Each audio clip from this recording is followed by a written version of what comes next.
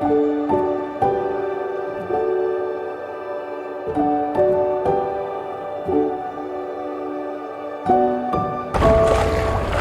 I'm down on the Meon Shore on the edge of the Solent, which is part of Crofton Parish.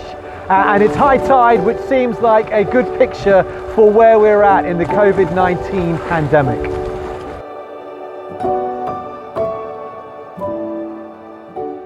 Normally at the beginning of January every year we'd have Vision Sunday, where we think about what the year ahead holds and how the Lord might call us to respond to His leading. 2021 is a little bit more complicated than usual, but I wanted to have a think with you about what the year ahead holds anyway, and how we can be responsive to the calling of Christ in this what will be a very unusual year.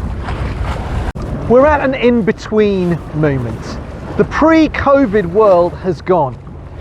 We can see hope on the horizon in the form of vaccines, but we're not there yet.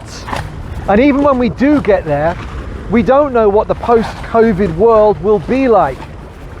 The tide has come right in and washed over our way of life.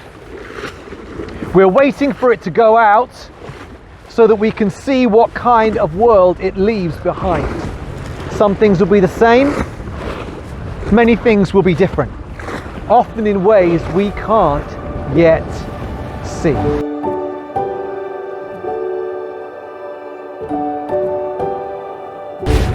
Crofton Parish will be different too.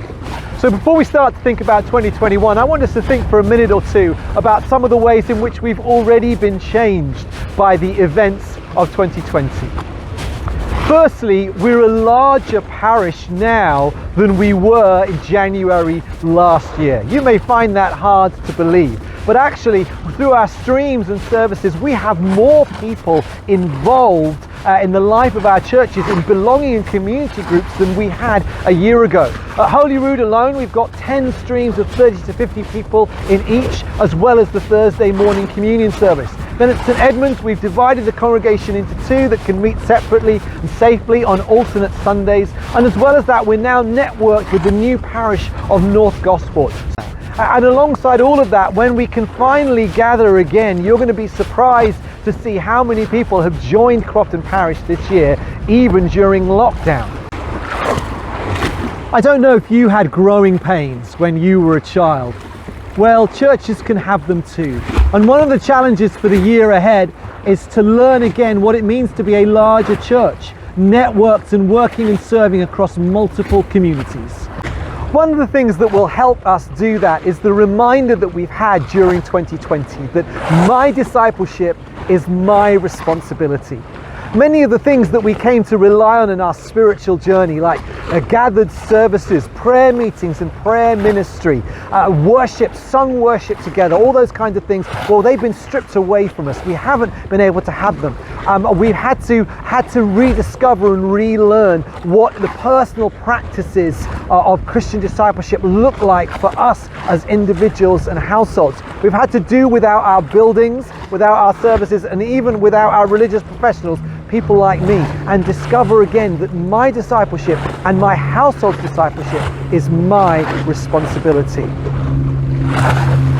But even while we're scattered, we've remembered this year that everybody has something to contribute to being the people of God. The church can't be church without you. So many people have responded in amazing ways through 2020. We've had the studio team running church online, our new stream hosts alongside our home group leaders, the volunteers responding to practical needs for help, teams involved with Young at Heart, worship ministry, our youth work, our Crofton United.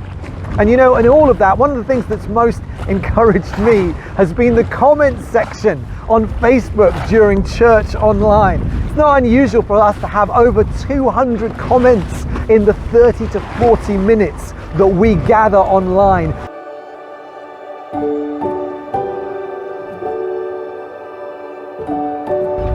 So that's a few thoughts about 2020, but what about 2021?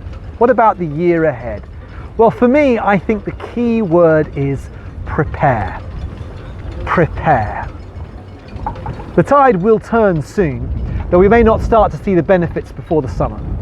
So this in-between moment is an opportunity to prepare our hearts and our lives for what comes next, and to prepare as a church for a post-COVID world. How can we do that? Well, our reading today has some of the answers.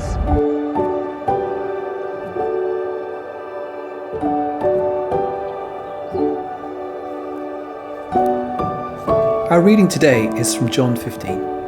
In it, Jesus used a particular picture to speak about in-between moments and how best to use them to prepare for what comes next.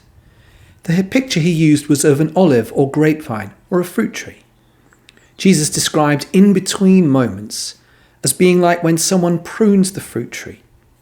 When something is pruned, it's cut back, usually in autumn or winter, and it has to wait to prepare itself for spring, summer, and a new season of fruitfulness. A new season is coming, but in John 15, Jesus offered instruction for his followers on how to use in-between moments and times of pruning. Firstly, we remain in him. This means continuing to develop healthy spiritual habits: prayer, silence, walking by the sea, practicing his presence. All of the things that help us remain in him and his love. Secondly, we let his words remain in us. We're going to do that this year through studying all year Jesus' most important teaching, the Sermon on the Mount. In Matthew 5-7, Jesus outlined his vision, his manifesto for the new world that he wanted to see in the lives of his followers. As we anticipate heading into a post-COVID world in 2020, what kind of world do we want it to be? Well, what kind of world does Jesus want it to be? He tells us in the Sermon on the Mount. So we're going to spend this year digging deeply into Jesus' most formative piece of teaching. And finally, we prepare to be even more fruitful. Jesus said that if we're pruned, it's so that we will be even more fruitful. We need to prepare for that. In our case, that means we need to start thinking about how we start over as Crofton Parish. We're not going back to how things were before COVID-19. We're starting over. And one particular way in which we'll be starting over is in our new partnership with the churches of North Gosport.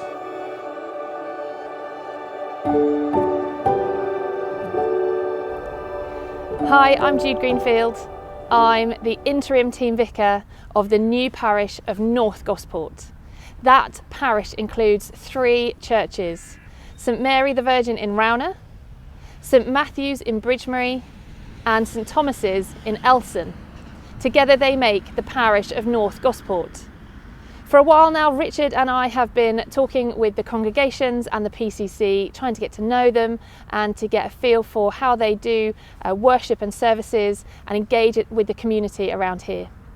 And we're wondering now and praying now about what God would like us to do here in 2021. What is God's plan for this area? What is God's plan for his people here? And I know many of you are passionate about this part of Gosport. You live here, or you work here, or you've worshipped here before, and you want to see God at work in these parishes, in these neighbourhoods, in these streets, and in the schools. There are so many schools, so many homes, and so many businesses that we would like to reach out to with the love of Jesus. So if that's something you think God might be calling you to in 2021, please do get in touch. I'd love to hear from you. You can contact me or Richard or the church office to find out more. Get in touch and we'll start to gather people together, pray together and seek God together.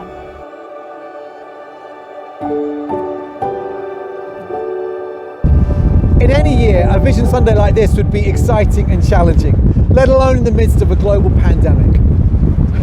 But God has led us up to this point, and I know he'll lead us into what's next.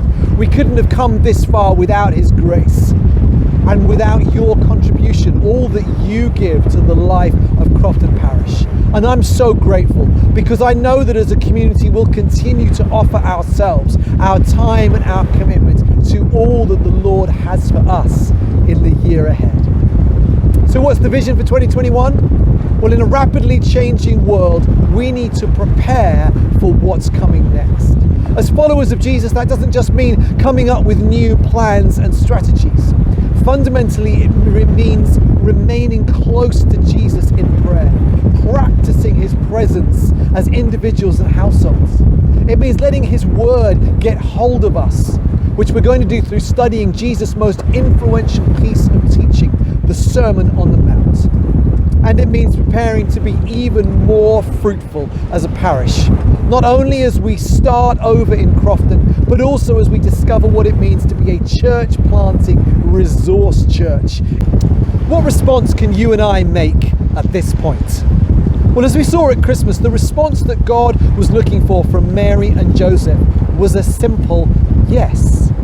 Saying yes to God opens us up to all that he has for us and for those around us.